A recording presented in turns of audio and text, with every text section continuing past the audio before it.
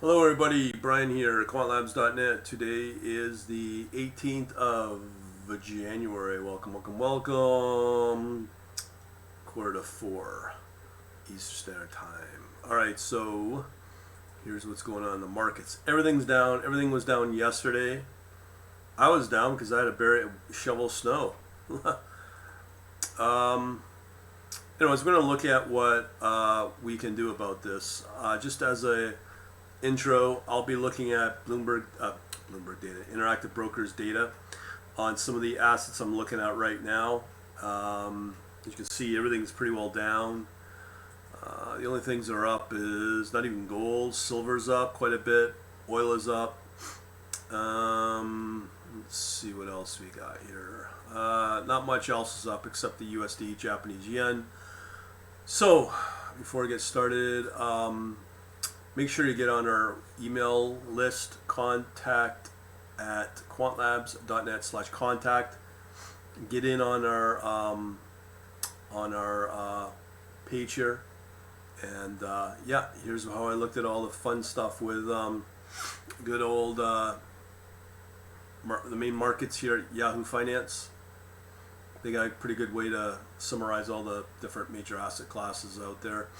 So make sure you get on our contact page and let's take a look at what we got. Now I'm using MotoWave. These are the ones that I identified that might be worth looking at. As I said, I'm going to be using Interactive Brokers and trying out my hopefully new, well, it'll be a new script, not hopefully, analyzing what to put into ETF or Forex wise and allocating weightings for each of them and see how they do. It's all based around data, so it's nothing to do with my opinion or my forecast. This is all based upon data and my own technical capabilities of looking at the markets the way I've been doing for a while. So these are available on Oanda data. So again, let me just show you. This is what we're going to go through, is this list. Okay, so I'm going to go through each one of these and check it out. Alright, so the first one we're going to look at is, let me pull up a new chart here.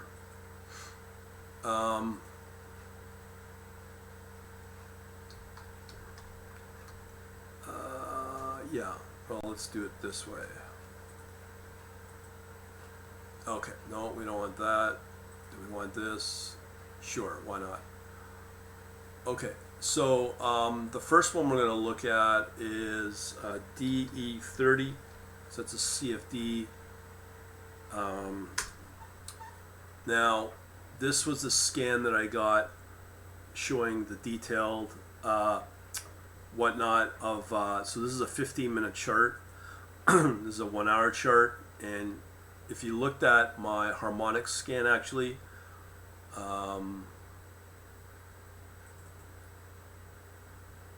yeah, it looks like it's been wiped out. Anyways, it doesn't matter. Yeah, here it is. So what we're looking at here is going to look for the first one, which is Germany 30. You can see here it's calling for a short. That's short term. But what I'm more after is how this compares against on a daily. So it's not doing great. Weekly, it's still holding steady, and a monthly as well. So it's holding steady. Now, I wouldn't put a lot of emphasis on Germany 30, but again, once I get my script working with Interactive Brokers data, I can give you precisely what to expect based upon different scenarios when I build this basket of potential assets to put money into and build around their weightings around that. So the next one to look at is gold in Australian dollars. So this one. Now, just as a note, when it comes to Interactive Brokers, if I'm only doing ETF and Forex only, the only one I would look at is the US ETF gold. So it doesn't matter what currency, but if you were to, let's say, look for something more specific, gold in Australian dollars looks better out of all the other currencies. So here on a daily view, it's still holding steady, it's still growing. on a weekly view. It's not dropping because the markets are, well, overall dropping. So this is more of a wait and see if this will start to move up. And that's how I'm looking at it. And you can see here on the monthly view, it is kind of trending up, not a lot. So this may, as the markets start to turn long term, it's quite possible to say that that gold will obviously move up over time. Now, another one that is encouraging but is slowing down, it seems, of all the markets out there to look at is Taiwan. This one right here, Twix.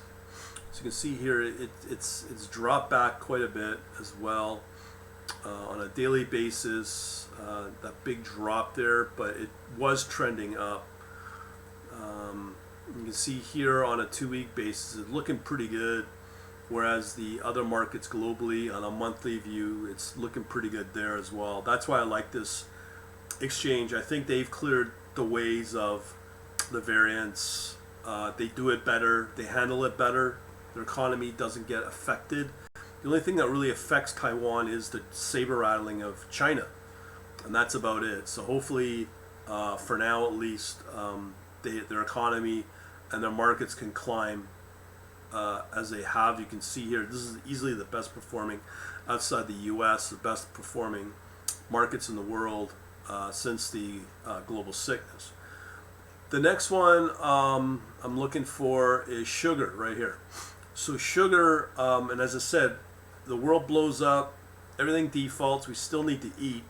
So certain commodities in terms of agriculture will do well. Sugar is one of them. You can see here it's kind of trending up on a very short-term basis. Daily, flat, but that's why I like looking at more like the weekly. You can see that big trend there since March. It has dropped back a little bit, but it may start to turn around, and the only way to know that is by looking at the monthly. So this could start to move up. And another one I've got here is, let me just see here, wheat. So wheat's starting to show some strength there too, but if you know the markets fairly well, this doesn't really matter because there's this decline there over a daily basis. But the weekly, it's hard to say if it will bounce back. But on the monthly view, we had a positive month. So again, it's tough to say. So out of the last number of months, we've only had one negative month. So that's why I'm kind of thinking wheat might be a decent place to go with, or a decent one to go with as well. With a new script, what it does, it will look at daily data, so it will measure out if it's been performing more recently. It'll increase the weighting on allocating capital based upon more recent performance. So if it's not strong and there's not enough strength in the data, it won't allocate, or it'll prefer to allocate with higher weightings than other performing instruments. So we've looked at that. Another one I'm looking at is copper right here. Copper, I think, will start to kick back up because the global sickness should die off. I do know that China is getting the new variant, and that means that at some point next month it should start to drop back in terms of cases and stuff. So hopefully China will reopen its manufacturing, and one of the beneficiaries of that will be copper. So here on a weekly view, you can see it's been very flat. Monthly view, I don't know if it's that you call that a reversal. It's tough to say, but that's just fundamentally how I think about it. All right, so some more markets here. Let's see here. We're looking for the UK 100. So UK 100 looked like it had some really good strength as well. If I can find it. That doesn't matter. So in here, close that up. So the UK 100 is doing okay. It's not doing great. You can see here, last month it's been trending up comparative to the US.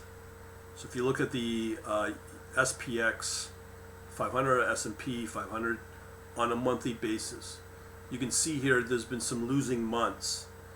Whereas with the UK 100, it has had losing months, so this may start to kick in as it starts to perform. So I think the UK 100 may be a good market to dip into. Another one of interest is the France 40. I think that's a CAC. So this one's looking pretty interesting as well. You can see here it's had a month, but that trend's still there. That's a pretty strong trend. Weekly, it's been trending up pretty good. So I'm interested in that. Now, of all the currencies that I've seen, of the big six, this one's encouraging. And what makes sense, because if you have the British pound and the UK economy strengthening, maybe Australia as well. This doesn't look like it as well, but this is on a daily basis, slight trend up. Weekly basis, still holding its own. Monthly view, it has dropped back, but it's starting to kind of slightly trend.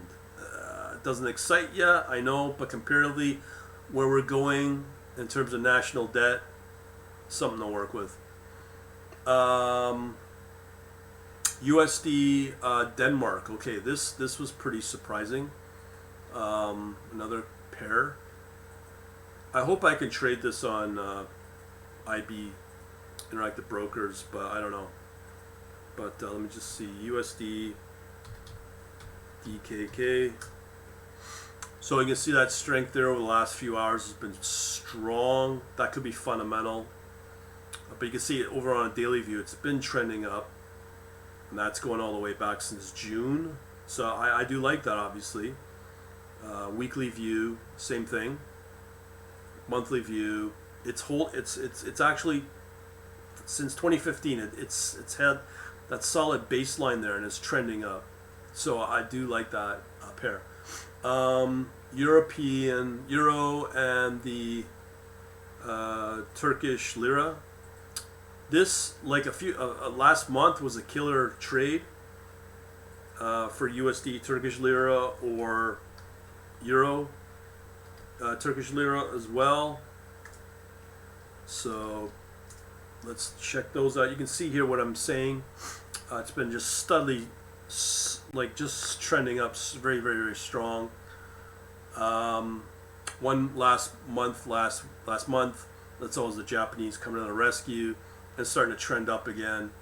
On a weekly view, you can see it had a big drop. That was because of, again, Japan, and it's kind of strengthened and flattened out a little bit. So this one's tough to say, but up until a month ago, you would have done fairly well with that. All right, let's see here. Silver. So as I said earlier on the Yahoo, I did say that silver did outperform gold. And this is very random. I can't really say why. They say industrial uses for silver and da-da-da-da, but I don't think that means a whole lot when gold still outperforms silver quite a bit. But here on the monthly view, it has stabilized.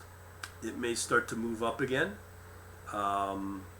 So obviously with what I'm doing every day with this new script, being able to allocate weightings, it's based upon daily performance. I may recalibrate twice a day. Just depends upon, I'm trying to minimize the commission fees from IB because it's $1 each trip, so that can eat into your profit quite easily. So it's just testing and analyzing until we get it. All right, another currency to watch is another Scandinavian. This is US dollar Swedish. So here, what you're seeing here, really nice looking trend for the last few months. And this, again, this goes back all the way back to 2015. So this is stabilizing and starting to move up. So if things turn in terms of national debt or whatever for the global economy, this is a really good hideout to be in, because you can clearly see this will be a good little investment, USD Swedish as well. Weekly, it's just, you might get a slight return. Okay, next one, soybean, and I've said these about many times about the agricultural. Look at that big trend. Look at these big monthly returns for soybean. So again, that's where some of the capital's going, high capital. It's dipped off during the recovery. It's done its turnaround. This is on a weekly basis. And also on a daily, it's trending up a little bit, but it's more emphasis on the monthly view. That's looking not bad. Another one is the USD INR. I always forget about this one. This is the India rupee, USD INR. So this is showing some great strength. Look at that nice trend up all the way back since 2008. This is a good one to hold on the monthly view, weekly view, stable. So what it does, it will stabilize, leg up, stabilize for a little while, a couple of months actually, stabilize and move up. So that's not a bad little one to hold on to. Lastly, we have wheat, another agricultural. Got right here. So you can see here, nice steady trend on a monthly, weekly, looking decent, choppy though, 1 hour. Looking pretty good there on an hourly basis as well. Okay, so let's look at some of the other ones that could continue to break out. China 50 might be an interesting one to watch. As I said, they are entering into their variant stage, which isn't good. But if you look on the weekly, they've had a decent little trend up until January of last year. Drop back. The monthly view, see here, it might stabilize, and then at some point it might ramp up. I think, again, once that confidence comes in, once we clear these variants, that might start to happen with China 50 and manufacturing, the economy as well. Not sure if I mentioned Thai baht. No, I haven't. Okay, so let's look at the Thailand Thai baht. Another interesting economy. I think this economy is ready to boom, not just because of tourism. You know, they're trying to get into the crypto, being the next crypto friendly, and they could do very well there. You can see it's been very stable here on a monthly view, weekly, trending up a little bit on the hourly. You know, it's the same, legging up and trending up. So one to watch. I do believe I talked about, I talked about copper. So that's the interesting areas as well.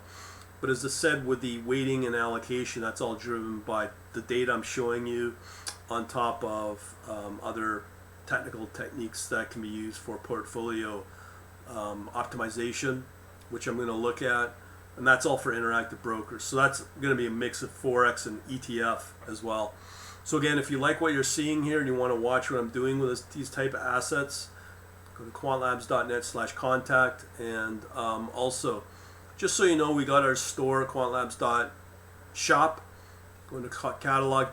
And if you're interested in building real wealth, you can learn this course here on the crypto trading, and learn about, if you're technical, you can learn about building those kind of bots as well. And that's it. Thanks for watching. Have a good day.